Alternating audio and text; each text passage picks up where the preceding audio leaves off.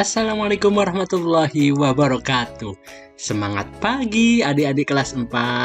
Yuk kita bersama lagi belajar di kelas 4, tema 6, subtema yang pertama, aku dan cita-citaku, pembelajaran yang ketiga. Sudah siap kan untuk belajar? Yuk seperti biasa kita simak tujuan pembelajaran yang akan kita capai hari ini.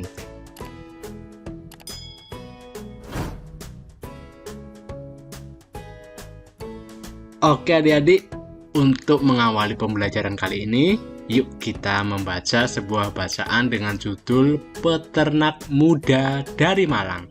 Kalian simak dan baca dari dalam hati ya.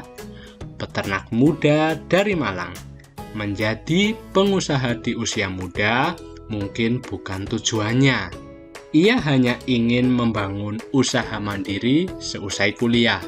Seorang pemuda bernama Triyono merintis usaha peternakan bebek potong sejak tahun 2006 dengan modal seadanya. Berbekal ilmu peternakan yang didapatnya dari tempat ia belajar di Universitas 11 Maret, ia memulai usahanya. Usaha peternakan bebek potong ia kembangkan hingga pada tahun 2007. Ia mendapatkan inspirasi baru. Ketika melihat hewan-hewan kurban, ia berpikir untuk mulai membangun sebuah peternakan sendiri. Untuk mendapatkan dana, ia membentuk sebuah kelompok bersama dan mengumpulkan dana dari teman-teman semasa kuliah. Setahun kemudian, Triyono berhasil memiliki sebuah lahan.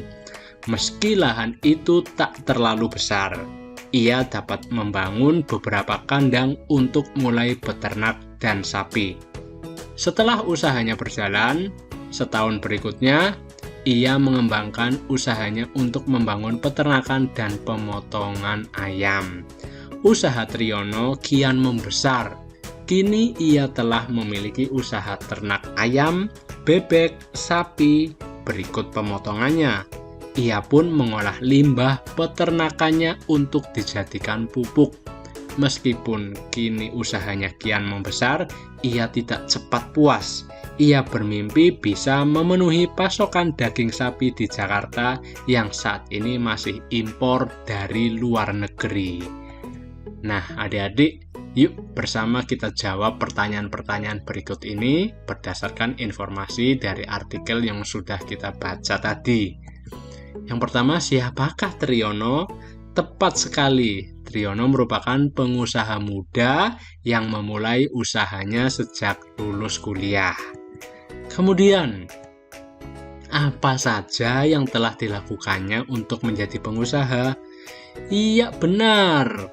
Usaha yang telah dilakukannya itu tadi untuk memulai usaha dari ternak bebek, kemudian dikembangkan ke ternak kambing, sapi, ayam, dengan menghimpun dukungan dari teman-teman kuliahnya. Selanjutnya, kendala apa sajakah yang dihadapinya? Ya, kendala yang dihadapi oleh Triyono tadi adalah masalah biaya. Dan apakah mimpinya? Mimpi Triyono tadi yaitu mempunyai usaha sendiri dalam bidang peternakan. Nah, adik-adik, beternak itu merupakan kegiatan mengembangbiakan hewan ternak untuk memenuhi kebutuhan manusia. Hewan ternak adalah hewan yang dipelihara manusia untuk memenuhi kebutuhan manusia. Nah, adik-adik, hasil hewan ternak yang dapat dimanfaatkan dapat berupa telur, daging, susu, dan kulitnya. Pemanfaatannya tersebut tergantung jenis ternaknya. Adakah kegiatan beternak di sekitar tempat tinggal kalian? Kalian coba amati di lingkungan sekitar, hewan-hewan ternak apa yang bisa bermanfaat, atau adakah pengusaha ternak yang ada di sekeliling kalian? Yuk, sekarang coba perhatikan gambar berikut. Ada 4 gambar ini ya adik-adik. Ada yang pertama ayam, sapi, ada kambing, dan juga ada bebek.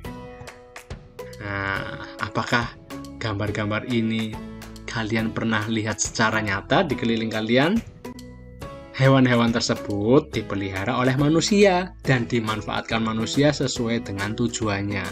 Para peternak berusaha agar hasil peternakannya memiliki kualitas yang baik. Oke adik-adik, sekarang kira-kira keahlian apa saja ya yang dibutuhkan agar usaha peternakan dapat menghasilkan hewan ternak yang berkualitas? Kalian bisa tuliskan jawaban kalian pada kolom yang ada pada buku siswa kalian ya. Yang pertama, keahlian dalam menjaga kesehatan hewan ternak. Ini sangat penting ya adik-adik ya. Dan yang kedua, keahlian dalam membuat kandang yang baik dan sesuai dengan kebutuhan hewan ternak. Jadi, membuat kandang itu juga perlu dirancang sedemikian rupa dari ventilasinya, dari kebutuhan airnya, dan posisi makannya itu perlu memiliki sebuah keahlian. Yang ketiga, keahlian dalam menjaga kebersihan hewan ternak dan tempat tinggal hewan ternak. Ini sangat penting karena juga berkaitan dengan kesehatan hewan ternak tersebut. Dan yang keempat, keahlian dalam menyediakan ketersediaan pakan bagi hewan ternak. Ya, pakan ini juga kita siapkan berikut vitaminnya ataupun ada beberapa tambahan-tambahan makanan yang bergizi lainnya bagi hewan ternak. Dan yang keempat adalah keahlian dalam membuat komposisi pakan ternak yang berkualitas. Nah, kita harus bisa memilih produk-produk pakan ternak yang berkualitas dan bisa menjaga kesehatan hewan ternak yang kita pelihara. Nah, sekarang setelah kita belajar tentang hewan ternak, yuk kita simak hasil pertanian masyarakat Indonesia. Ada mangga, apel, brokoli, wortel, dan kembang kol. Tumbuhan dapat tumbuh subur jika dirawat dengan baik adik-adik. Selain perawatan, tumbuhan juga memerlukan lingkungan yang sesuai.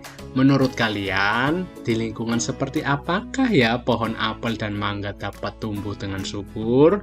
Dan di lingkungan seperti apakah sayuran brokoli, wortel, dan kol dapat tumbuh subur? Kira-kira sama tidak ya lingkungan yang dimaksud ini?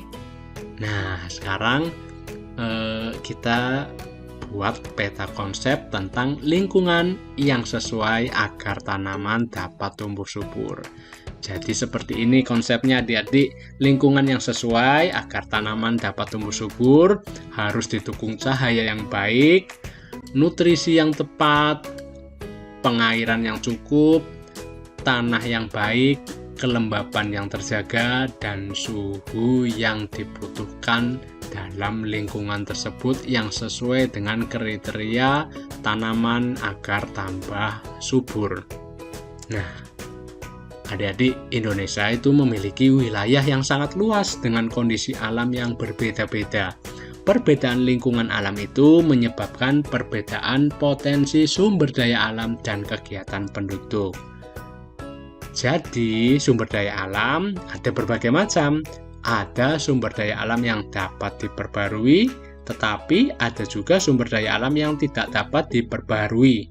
Sumber daya alam yang dapat diperbarui adalah sumber daya alam yang dapat dihasilkan kembali dalam waktu yang tidak lama. Tumbuhan dan hewan termasuk sumber daya alam yang dapat diperbarui. Kita dapat menghasilkan kembali tumbuhan dan hewan untuk dimanfaatkan. Tumbuhan dapat dihasilkan melalui usaha pertanian, sedangkan hewan dapat dihasilkan melalui usaha peternakan. Oke, cukup jelas ya adik-adik. Cukup sampai di sini dulu pembelajaran yang kita lalui hari ini. Semoga bermanfaat. Terima kasih. Tetap semangat belajar. Sampai jumpa pada pembelajaran-pembelajaran berikutnya. Wassalamualaikum warahmatullahi wabarakatuh.